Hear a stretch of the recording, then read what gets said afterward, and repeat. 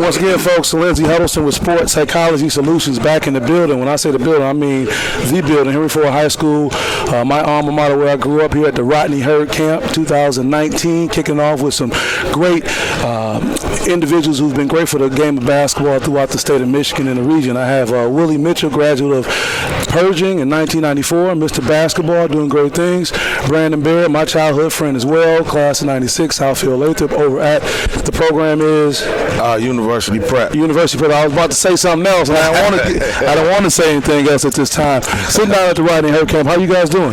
Good. Fine. Good. Willie, we talked a little bit coming in just about, the level of play now compared to what it was like when we were packing the gyms out back in the late 90s and early 90s. What do you think the level of play is like in the PSL, the greater Detroit area, and how important is a camp like Rodney Hurd's camp? Well, first of all, I'd like to thank the PSL because I wouldn't be sitting here right now if it wasn't for that program. Rodney Hurd is doing some great things right now. He got a bunch of kids over here that really want to learn how to play basketball, the fundamentals, the discipline, what it takes to reach the next level. Not even the pro level, but some of these kids are going to high school next year. Some of them going to middle school. So the discipline is the biggest key, and I think it's good for the kids. That's good. Brandon, you're a coach here, and I didn't mention Willie, you're coaching at Osborn. You're just a few hundred feet from Pershing, right down the street, East 7 Mile, and you're over at UPrep dealing with a new program. You had great success in your former program at Hazel Park. How important is what Coach Hurd is talking about from an NBA level, high collegiate level, to you dealing with the players you have in your program now? I mean, anytime you can have a guy like Rodney Hurd with his stature and experience come in and just talk to the youth and give them some bonus points that's going to lead them, to a higher level. That's always good. That's good. So you guys are going into January now. You had, the early part of the season. We go into that part where you start at the top of the mountain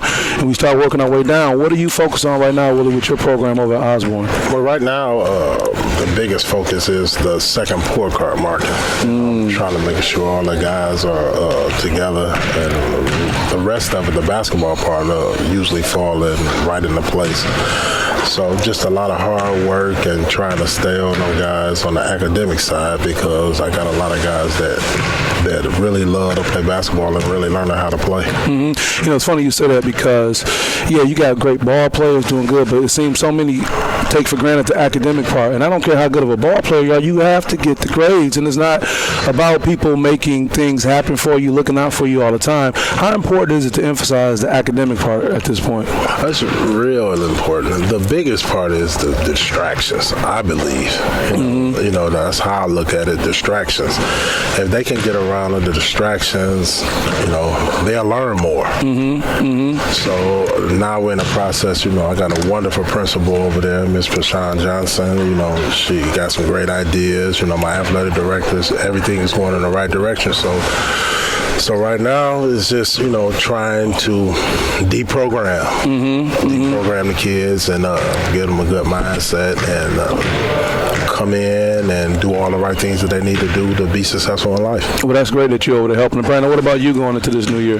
Man, our biggest thing is health. Yeah, I saw you at the round ball. You had one guy on the bench? Man, we was down to 6 players. You was ready to suit up, Coach? Man, how could I would. But no, just making sure guys stay healthy. Will made a great point about the academics, making sure they stay focused, just keeping a balanced life. Growing up, coming out in our era, we didn't have all the technology and the outside influences, so it was a little easier to just school, basketball, and home. That's a real good point. That's a real good point. And as you talk about the technology, and Willie made an excellent point about the academics, I think one thing that's overrated or underrated is the health part. I'm reading Kobe's book, Mamba Mentality, and he talked about since high school how he was doing the icing, hot ice, cold, back and forth. Right. And it seems like our players now, they just want to play and they don't want to take a part of the rehab part. How important is it to try to emphasize that, especially players who are going to the next level like you guys experience? Man, if you can get that now, to learn how to take care of yourself before you get to them injuries, that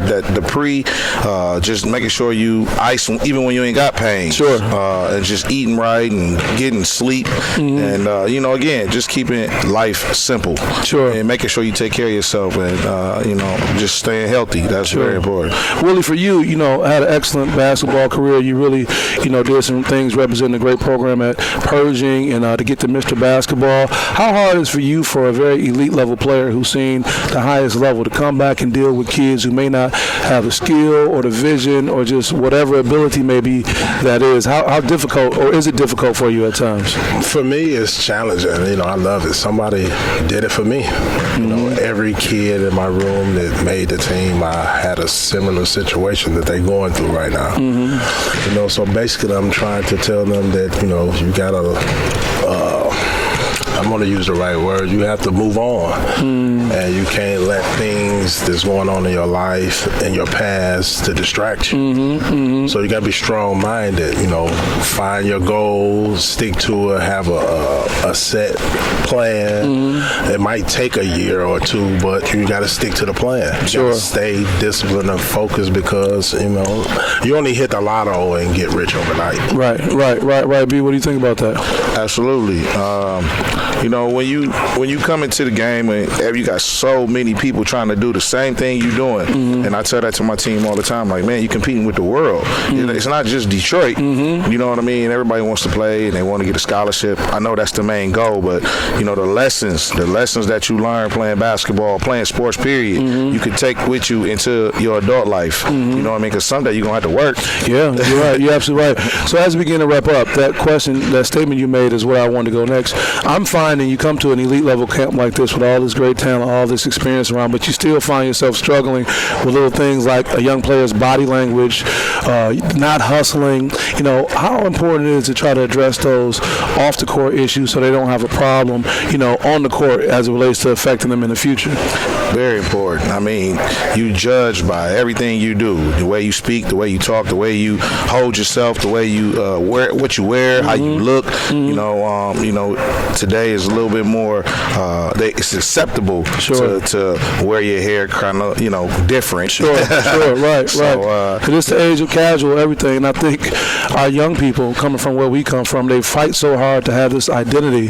But just as Coach Hurd was saying, he felt he couldn't draft certain people because of their hairstyle. Now, one can argue whether that's right or wrong, but let's talk about expectations. Willie, what do you think? I mean, image is everything. Some people get more leeway than others. I mean, you just got to be able to accept it, roll with the punches, and not let everybody else guide you into the wrong path by you listening to their thoughts. Sure. The question is, I always say, who's in the gym with you in the morning? Your coaching staff. It's not the homeboys or whoever else, it's who's putting in that work. So as we wrap up, guys, what do you have to share for the Osborn faithful and the UPrep faithful as far as what they can expect, and anything else you want to have for your programs before we wrap up? For me, it's just building, changing the culture, just patience. Patience with us right now. Patience with us, right. Yeah, we just we chipping away at it, and we'll get better, and we're just growing. Just right now, it's all about getting experience and learning how to play. That's great. So that's where we are right now. That's great. Willie, what about you? So I go into telling my guys, we have to set goals, little mini goals, months. Sometimes we got to be at a certain point in a month, 30 days, 2 days.